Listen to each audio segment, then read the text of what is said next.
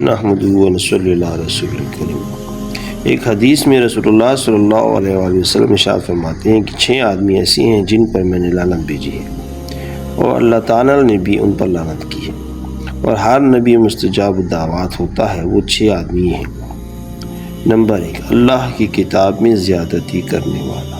Number 2، وہ شخص جو جبر و قہر سے اقتدار حاصل کر کے اس آدمی کو عزت دے جس کو اللہ نے ذلیل کیا ہو، اور جس کو اللہ نے عزت عطا کی ہو اس کو ذلیل کرے۔ نمبر 3، اللہ کی تقدیر کو جھٹلانے والا۔ نمبر 4، اللہ کی حرام کردہ چیزوں کو حلال سمجھنے والا۔ میری اولاد میں وہ آدمی جو محرمات کو حلال کرنے والا۔ نمبر 6، اور میری سنت کو چھوڑنے والا ہو۔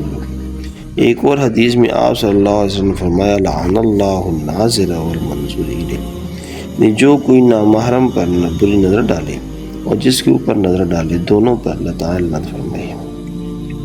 حضرت ابو ہریرہ رضی اللہ عنہ سے روایت ہے کہ رسول اللہ صلی اللہ علیہ وسلم نے ایسے مرد پر لعنت کی ہے جو عورت کا لباس پہنے، اور ایسی عورت پر لعنت کی جو مرد کا لباس پہنے۔